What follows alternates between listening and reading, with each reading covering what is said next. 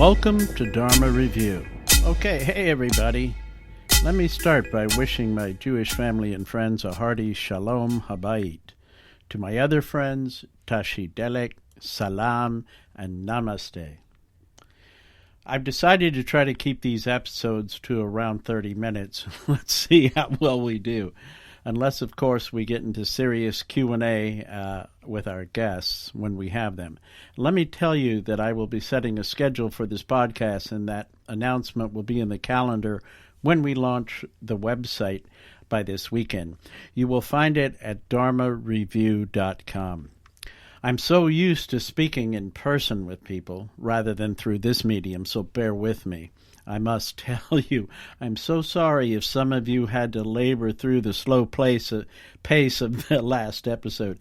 I was responding to a criticism brought on by some sound problems I experienced with the interface when first launching, and so I re-recorded the first two sessions, and I tended to then overcompensate and go too slow. Well, that problem was fixed, but I'm afraid I overcompensated, So, my apologies to all. Okay. Now that that's out of the way, the initial schedule I've set for this show will be every Thursday at 3:30 p.m. Pacific Time. Occasionally, there'll be a two-part episode, which will then be aired on Thursday and Friday. When there's a special guest or guests, we may do weekend shows in order to accommodate live broadcasts or special events. If a guest has their own podcast schedule to keep, and if it conflicts, then, expect me to accommodate them as well. All of these will be noted on the website and pre-announced. If this podcast is to be relevant, then it must also be as current topically as possible. And in order for me to get there and be right current on the exact day maybe something happens as we broadcast, I want to catch us up, and that's why I've been dealing with the subject matter I've been dealing with. For those that are joining in for the first time, let me briefly state again that the main intent of this podcast is not to proselytize or preach, but to offer as safe a passage as is humanly possible to all those seekers and teachers who may be out there struggling a bit, maybe secretly or privately with certain issues, and who could use a little help being directed to sources that can provide some answers, and certainly for those needing a little assist at sorting through the vast amounts of videos, articles, all the books on Amazon, and all the information that's flooding the web about spirituality these days. So this podcast is for you. And let's not forget, Dharma Review is here to assist us all in reviewing our own Dharma. The website is engineered to also assist in building an online community of trustworthy spiritual buddies. But now let's begin. I left off last episode reading and talking about real-life situations and predicaments of Buddha Gautama and his reaction to the immediate political situations he confronted near the end of his long life. We know this how? Because we are fortunate enough to have written records preserved and retransmitted across cultural and ethnic boundaries, seemingly unbroken for 2,500 years. And the fact also that Buddha taught all the way up until he passed away. So he was teaching for quite a long time. He died at the age of around 80. This is partly due to the systems that the Buddha himself put in place, to the loyalty of his monks and disciples, and to the fact of his long life and the enormity in volume of those teachings. Also of significance is the way in which Buddhism developed over time as its compassionate teachings flowed from India to Tibet, to China, to Japan, to Thailand, and the islands of the South China Sea. And certainly, we owe a great debt to Tibet's isolated and hard-to-reach geography, that is, until recent years. So let me jumpstart this episode by quickly recapping where we left off. I was reading from Thich Nhat Hanh's masterwork, Old Path, White Clouds, Walking in the Footsteps of the Buddha.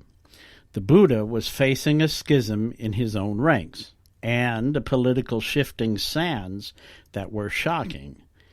It was a move, one might say, to capitalize on a kind of fundamentalist approach and a manipulation of that kingdom's politics.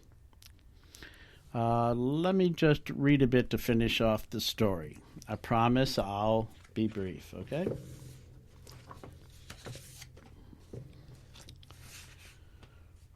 Lord, we often publicly praise Venerable Devadatta's ability and virtue in the past. How will it look if we now denounce him? This was the schism that was happening. The Buddha asked, Sariputta, in the past when you publicly praised Devadatta, were you speaking the truth? Yes, Lord, I was speaking the truth when I praised Venerable Devadatta's ability and virtue. Will you be speaking the truth now if you denounce Brother Devadatta's actions? Yes, Lord. Then there is no problem. The important thing is to speak the truth. So we go on to learn that the Buddha and his followers were facing political upheaval, and the political upheaval was that the king's son had made an action to overthrow, actually attempted to assassinate the king, and then stopped short of that. Later, the king died in captivity, and the Buddha refused to go to the coronation of the new king and forbid his followers to do the same. So in essence, that was a peaceful protest. So we see that the Buddha actually protested and encouraged his followers to do the same thing. He did that by saying, "It is my wish that none of our bhikkhus attend either. We cannot lend any sign of support to this cruel and unjust affair." And due to that action, there grew among the people a quiet but steadfast resistance to the new regime. So although Devadatta called himself a leader, the people began to notice that there were differences between how his bhikkhus and the Buddha's bhikkhus, or followers, reacted and acted in public and in politics. So the Buddha set a pretty strong example there. And later, we go on to learn that he was even involved in counseling the queen on how to act in her semi-captivity. And the people recognized that the Buddha took a stand. So that's really my point about this story, that we actually have historical record, and again, that's Old Path, White Clouds, Walking in the Footsteps of the Buddha, as translated and retold by Thich Nhat Hanh. Very awesome book. Amazing, huh? Not unlike what we're going through in our own country right now, and that's what everyone is talking about these days, isn't it? Certainly, in spiritual circles, people are dealing still with shock, disbelief, pain, and broken families even, as spouses take sides, not to mention parts of the country. And if your spiritual circles have not talked about it, well, we'll look at that too, if you're willing.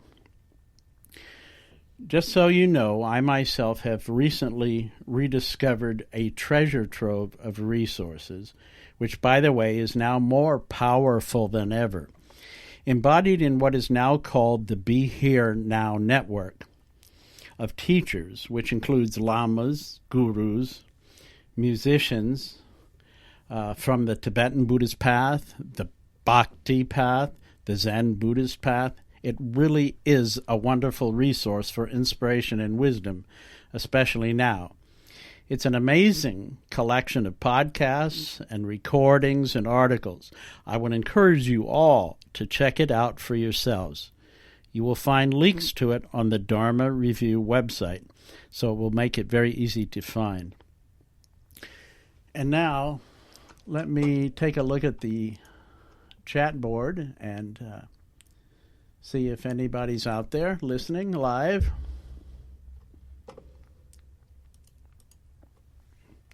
Let me just type a hello and a welcome. You know, I realize this is a brand new podcast, and it's been a little difficult setting up a schedule and being able to keep to it and to start lining up guests, which hopefully will be in active working this next episode.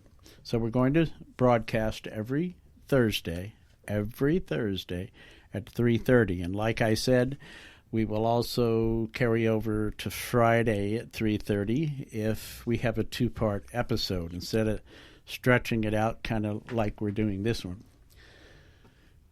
So I'm taking a bit of a risk, but I think it's worthy and worth it since I'm talking about the Be Here Now Network and everything it has to offer. Let me play you some discussion on this subject, which we've been talking about, and listen to what Raghu's interview, in his own words, with Lama Suryadas, and how they were talking about it and what Lama Suryadas had to say. This is the episode called Menchup. Raghu asks everyone, where were you? And so he puts it to Lama Suryadas. Listen now. Where were you that fateful night? November 8th, 2016. Where were you? I was watching the election results. I think that's the date, right? With my friends here in Massachusetts, in Lexington, in our town. And but I was very much with the spirit and with the community and with what was happening, and kind of startled, shocked, learning something new. For example, remembering that some of my British journalist friends had said, you know, Trump could actually win this election. Notice what happened with us with Brexit. And it was such a surprise. And I said, nah. But that's where I was. And in some sense still there, but moving along, and things have moved along. What did you say? We're going through the change? Sea change. Sea change, yeah. I've been calling it. That's how I refer to it rather than Trump. Yeah. It would be good to see more change and transformation, not to play on words too much, but I like when you said the change, because I think I'm going through some kind of menopause or something. But I think the problem that the country has is menopause, and we need to mensch up a little bit. And I'm not sure we have a mensch at the helm. I'm not sure we have a mensch at the helm. We may have somebody with a diagnosable, certifiable condition. But I'm not going to pick on the president individually. We did vote him in, whether the public majority did or not, we voted him in with our democratic process, and we have to live with the consequences. And I think perhaps resistance and clarifying things, clarifying ourselves is very important now, not passivity. Yeah. So it's very clear from that soundbite that Lama Suryadas is talking about accepting the situation that we're in. But he does go on to mention in no uncertain terms that he thinks some resistance is definitely warranted. And again, we're listening to Mind Rolling, episode 181, called Mensch Up with Lama Suryadas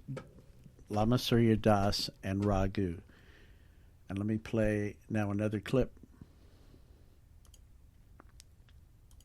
I don't think there's any easy answers about this, but we too are dealing with the difficult emotions and our reactions, and that's where I think we can have some traction about spiritual practice and cultivating love and acceptance, but also accepting our impulse, our intention, our good-hearted altruism impulse to become better people and make a better world, not be passive, complacent, laissez-faire to an extreme, but the middle way.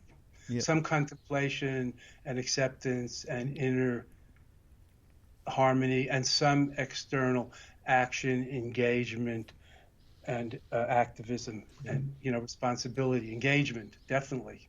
Now, engagement, definitely.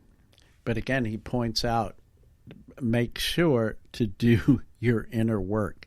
So what is that inner work? What does it entail, really? Well, one thing is obviously not to become obsessed or attached to the situation, but to remain in a state of equanimity. And we'll talk about some of these things later on. So this was a serious discussion, and it warrants our attention, and it warrants our further discussion, I think, and that's why I've chose to bring it up. So Lama Surya Das then goes on to talk about the fact that he's traveled all over the place, all over the world, that he's been in lots of different cultures and for serious amounts of time. So he's had the ability to truly observe those cultures and to understand them better. So here he talks about understanding and making contact. And have you thought about this yourself? Have you actually talked to anybody who has supported this new administration? Yes, absolutely. From top to bottom, from people, intelligent, learned people on panels and individuals, to just people I meet along the way, or in travel, or in a coffee shop, or watching sports somewhere. It's just different views. We Buddhist teachers and magazine editors and other people also are wrestling with this, and it's very important not to. We feel, I feel that not to conflate or mix up a particular spiritual message about freedom and liberation and wisdom and empathic compassion and all with your spiritual or religious teachings, with the particular politics of the moment, left or right. Although as an individual, it's good to do that. But to preach from the pulpit of a nonprofit church is something that the government has prohibited for nonprofits to get involved in politics, although most churches do it. And to think you have to be a green or a liberal progressive, American style, because the world is big, and spiritual and reality and religions like Buddhism and Hinduism and Christianity and Judaism and Islam are all over the globe, don't necessarily subscribe just to the liberal progressive ethos that we do. And so it's very confusing to the audience if they hear your spiritual message and it seems like they have to be of a particular political side or persuasion. And so we are taught and learn to avoid that as much as possible. Although individually we may march, of course we vote however we vote, and talk to our friends however we talk to our friends. But from the pulpit and so on, that's different. So this is not my pulpit, so I feel free to say whatever. But as Lama Surya Das, I'm a little careful about, if I talk about compassion and wisdom and enlightenment, as if you have to believe in science and evolution and ecology and support the movement to protect our endangered planet in order to get enlightened.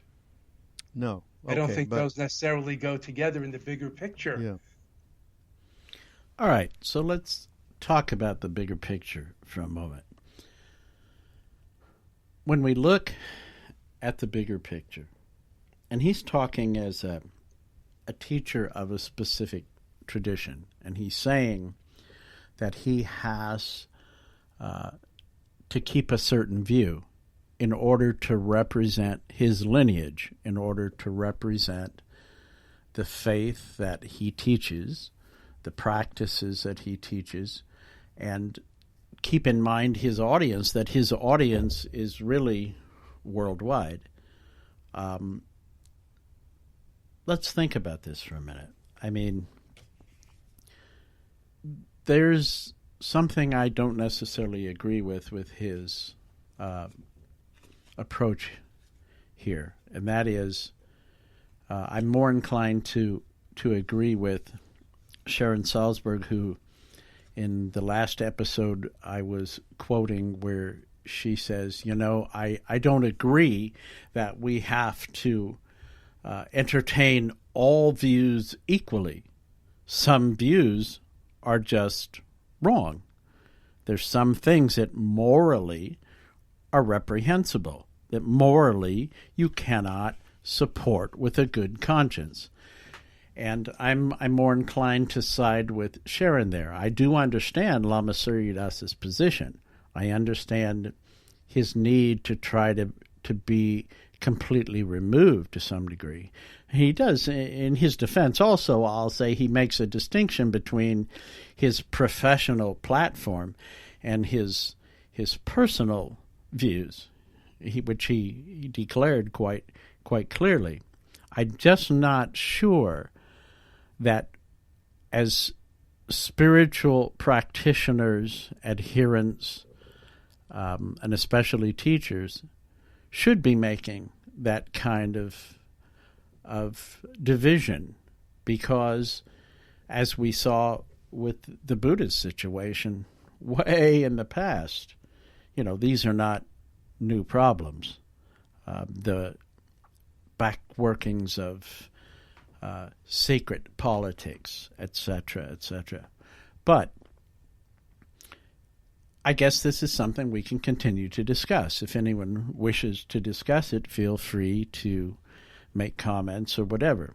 Bear in mind, we're not going to entertain any nastiness or attacks or whatever. We're talking here from a spiritual standpoint and from a standpoint of true intellectual reasoning and compassion. We're coming from a place of trying to understand other people's views, but also trying to take a stand. Why? Because I believe that is part of our faith, to take a stand, a moral stand, a righteous stand. Okay, so here's where he talks about living around the world. I've lived in Japan, I've lived in India, Nepal, I've lived in France for years. I'm not talking about not for a week or a month. People are all the same at that level, and that is so prevalent. And that's how I was a total surprise to me that half the country went for this person that never held government office, elected office, and wasn't prepared for this against a highly qualified candidate, whatever her downsides were. But the Brexit vote showed the same, and now France is struggling with similar issues, and the very right wing is ascendant, which is totally against immigration, Islam, it's homophobic, and a whole bunch of other things. So we're having a backlash, and I'm not sure why. A lot of it is fear and anxiety about the economy and the state of the world, certainly.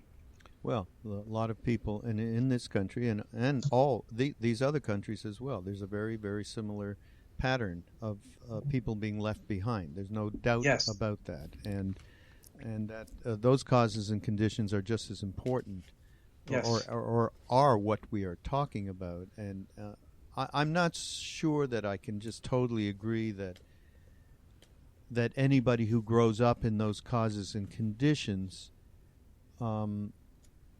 would not have an awareness of the lack of humanity in another human being.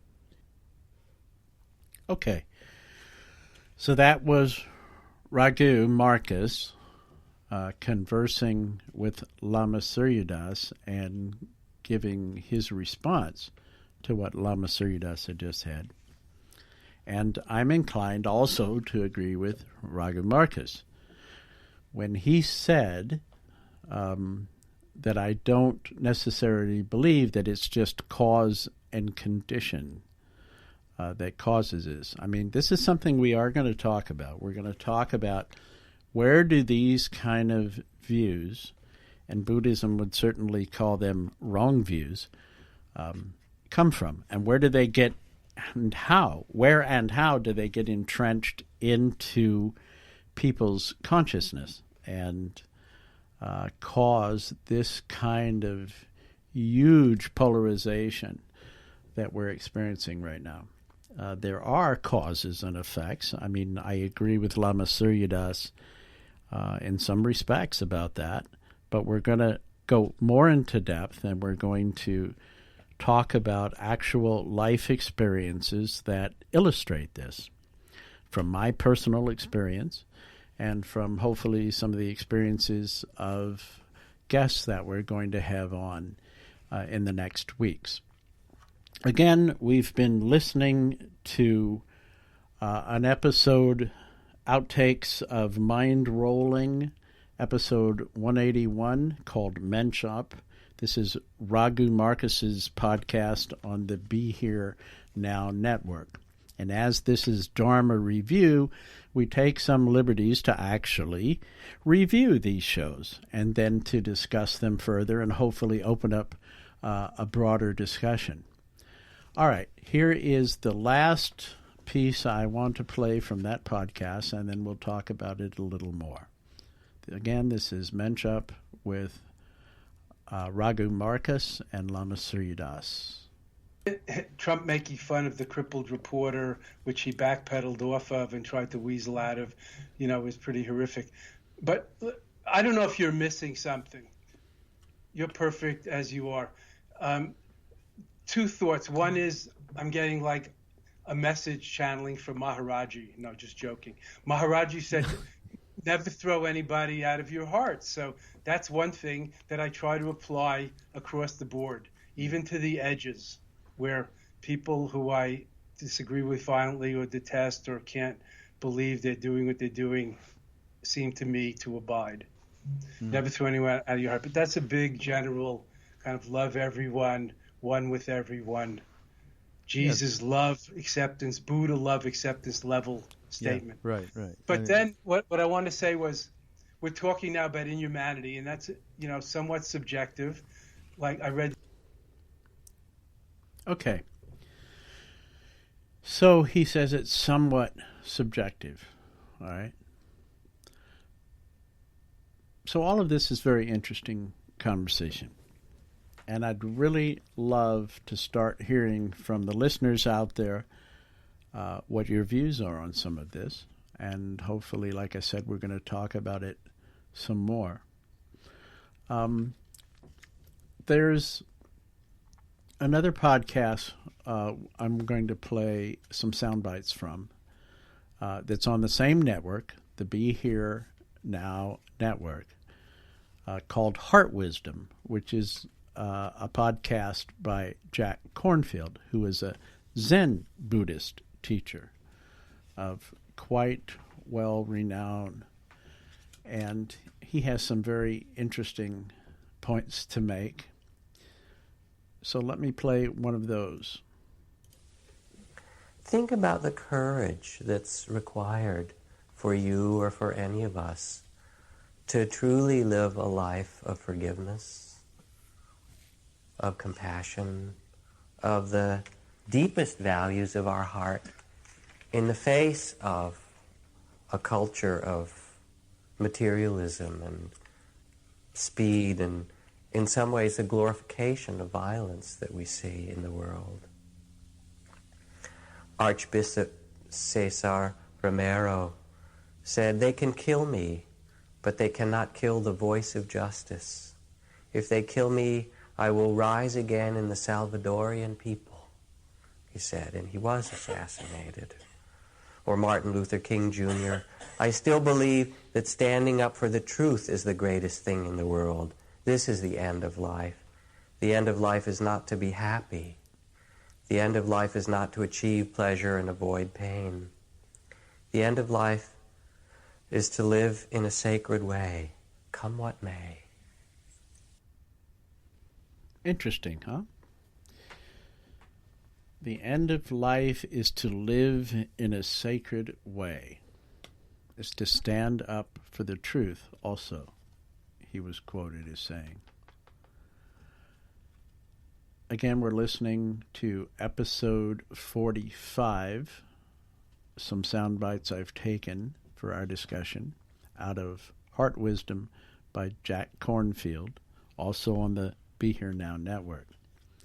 This is just really an illustration of some of the resources that are out there for us, but we have to find them. We have to know where they are. We have to find them. Then we have to weed through all of the various episodes to find something that speaks to our heart and gives us sustenance for right now, the current situation. And that's part of what Dharma Review is about, doing just that, and helping guide our listeners to resources that can be of great benefit. So Jack Kornfield went on to also mention Krishnamurti. And honoring that what needs to be healed gets healed in love. As Krishnamurti says, it is the truth that liberates and not our efforts to be free. Again, notice how many times truth comes up. And what's one of the biggest things we're facing right now is disinformation and misinformation. And this is not just important to people who care about politics or people who care about the next great technological breakthrough that's for our phones or our cars. It's for us spiritually inclined practitioners and actually serious practitioners. And hopefully also for you teachers out there who might be listening. These are some very important topics right now in our lives, and avoiding them is definitely not part of the path. I want to be very clear about that. Non-attachment is not avoidance. Non-attachment is not denial. What non-attachment really means is that it doesn't emotionally adversely affect us or take us off the path or lead us into anger or acts of violence and things like that. Okay? Here's one more soundbite, and then we'll move on. When I was fortunate enough to be at the teachings of His Holiness the Dalai Lama, one of the people who'd been traveling in his entourage around the country at all these different teachings, a Westerner who'd been involved in, there's this whole series of people who've been editing and helping the Dalai Lama get his books out in English, a number of which are on the New York Times bestseller list, so forth, that you've seen, said, I can't understand it. I am so fried. I am so overwhelmed by the intensity of going from place to place and the schedule and the teachings and the energy and the questions that come to His Holiness. I can't imagine how he lives this life.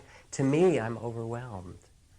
And I reminded this particular person that the Dalai Lama gets up at 3:30 every morning and does 3 hours of meditation and purifications and visualizations and prayers and compassion practice and forgiveness practice. And I asked this person, how many hours do they do in the morning? Before they said, I sleep late, I get up, I brush my teeth, I rush out here for the teachings. So it is here in us. What Ajahn Jumnian did is what any of us have the capacity to do in the face of praise and blame and gain and loss. Because that's the way the world is. We will have praise and blame. We will have gain and loss. We will have joy and sorrow and conflict. We will have illness, as the story of Tenzin described. What resources do we have to bring to that? We have the resources of our own inner wisdom, which is there in everyone. O nobly born, you who are the sons and daughters of the Buddha, do not forget who you really are. Do not forget that inherent dignity and truthfulness and forgiveness that is your birthright. But also remember that it helps to practice, because we forget. It helps so much to have quiet times, to meditate, to reawaken and reconnect to that place of wisdom. It helps so much to have a practice of meditation, of solitude, of walking in the woods, of prayer. It also helps to have community. And so we get to community. But did we hear what Jack was actually saying? Really, really saying. He's saying, this is what helps. Do your practice. We have those practices to help us through these kind of times, even more so. So the practices help. So if you're not doing the practice, if you're not doing your meditation, if you're not doing your Atma Kriya or your Kriya practice, then, and you wonder why you're getting angry or why you're exploding on someone or why it bothers you so much or you're becoming obsessed, maybe, just maybe, it's because you're not doing enough for yourself. And you can't help anyone else. You can't change the world until you help yourself and change yourself. And that's what practice is really about. So I encourage us all to do our morning meditations, our midday meditations, our evening meditations. All of those things can be very, very helpful. And I'll leave Heart Wisdom episode 45 with this last little piece. Here in us, what Ajahn Jamnian did is what any of us have the capacity to do in the face of praise and blame and gain and loss. Because that's the way the world is. We will have praise and blame. We will have gain and loss. We will have joy and sorrow and conflict. We will have illness, as the story of Tenzin described. What resources do we have to bring to that? We have the resources of our own inner wisdom, which is there in everyone. O nobly born, you who are the sons and daughters of the Buddha, do not forget who you really are. Do not forget that inherent dignity and truthfulness and forgiveness that is your birthright. But also remember that it helps to practice, because we forget. It helps so much to have quiet times, to meditate, to reawaken and reconnect to that place of wisdom. It helps so much to have a practice of meditation, of solitude, of walking in the woods, of prayer. It also helps to have community. And once again, that's what Dharma Review is all about. Helping you find your Sangha, helping you find a community, helping you find a trustworthy teacher or trustworthy spiritual buddies who have no hidden agenda other than your continual progress. Coming up next episode will be a segment on spirituality, faith, and the environment. I spoke alongside a friend of mine at a panel discussion this past week about that very subject, spirituality, faith, and the environment. And hopefully I'll have Elke Katz on with me as a guest, and we'll talk a little bit about what we talked about. After that, I'm looking forward to our discussion on true believers. And what do I mean when I use that term? So I hope you'll join in on these interviews and discussions. Be sure and check out the schedule at dharmareview.com. And until next time, I'm Yisrael Bisman. Shalom, salam, tashi delek, namaste.